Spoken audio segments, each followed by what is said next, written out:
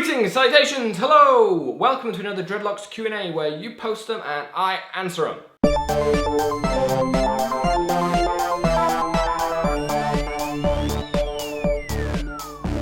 As always, I've got 5 questions that have been left for me by you guys, the viewers, and I'm going to attempt to answer them as best as I can. Remember, if you enjoy the Q&A series of videos, any likes are appreciated, and if you would like to leave a question for me to answer in a future Q&A video, you can do so by leaving it down in the comment section below, starting your question with the word question. First question this week is from Coleman, and Jai asks, question, I started my dreads using the freeform method about 4 weeks ago, but not much has really changed.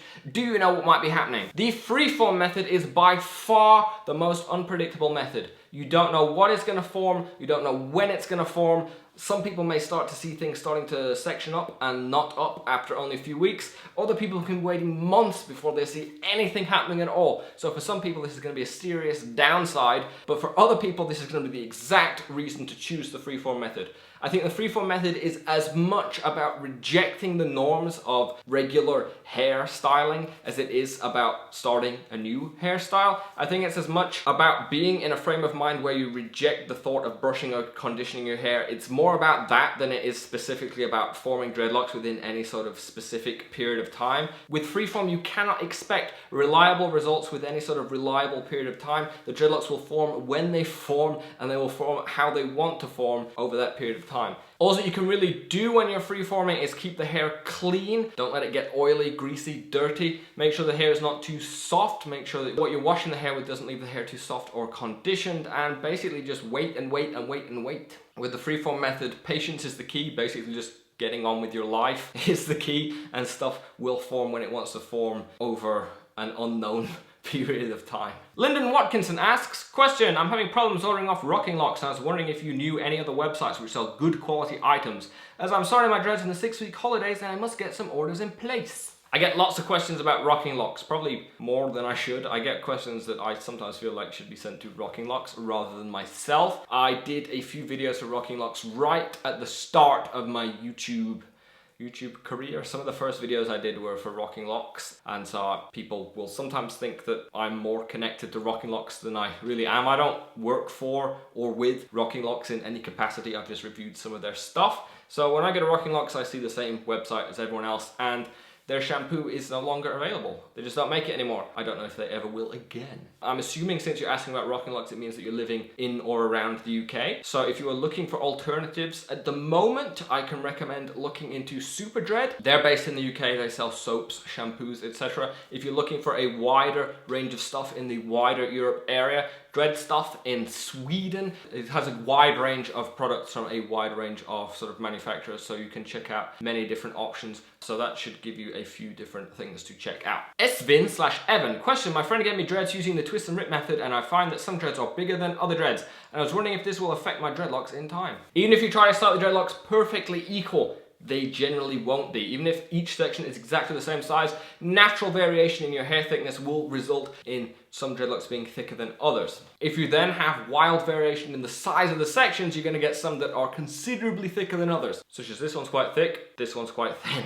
It's not going to be a problem for the dreadlocks, it's only going to be a problem for you personally if you find that you feel that the dreadlocks are either thicker or thinner than you want. They will change a little bit as they mature and lock up, but if they're wildly thicker or thinner than you want, then you may want to look to do something about it while they're young. They're a lot easier to take out and redo when they're young. If you wait months down the line, they're going to be a lot more work to redo. But if you personally don't have a problem, if they're fine for you, then they'll be fine for the dreadlocks. And it's not something that I would personally worry about, and unless one was like gigantic and the other's tiny, I don't think I would really do anything or look to do anything about it. Montana Ponder, question, would dry shampoo work to keep hair clean the first week of new dreads? A lot of people really stress out about the first week of dreads because they're usually recommended, people will usually recommend not to wash your dreadlocks for a few days after you've started them. I will recommend waiting like 5 days, preferably like 7 before the first wash, and the thought of going a week without washing your hair can be quite scary, especially if you've previously been washing your hair every single day, but I would recommend going into a more relaxed washing routine before starting the dreadlocks, otherwise it's going to be pretty rough that first week. I don't think you really need to stress out about it as much as some people do. It's only a week. Once it's done, you can just wash your hair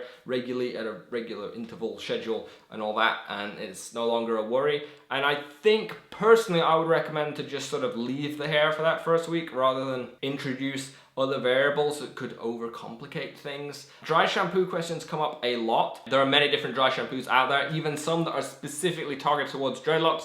I know that Dreadlocks make a dreadlock specific dry shampoo, which you may want to check out if you're looking for a dry shampoo option that is more specific to dreadlocks. But I don't think that it's something that I would look to immediately start throwing onto dreadlocks that are only in their first week. I think that there's going to be enough potential annoyance and irritation in there without throwing more unknowns in there that you don't know how they're going to play out. It does work on dreadlocks, it does soak up the oil, and it does make them feel a little bit less irritated than it would if you couldn't wash them at all. But I don't think it's something that I would want to do regularly or in a situation where there were already many unknowns, because it doesn't work, in my experience, perfectly like it would with normal hair. You can get the sort of powdery stuff sort of building up. So I think for the first week it's best just to sort of try and get through it as best you can and then get on with a regular wash. Vito Guerrero, how long do you think your dreads would be if you had never cut/trimmed them?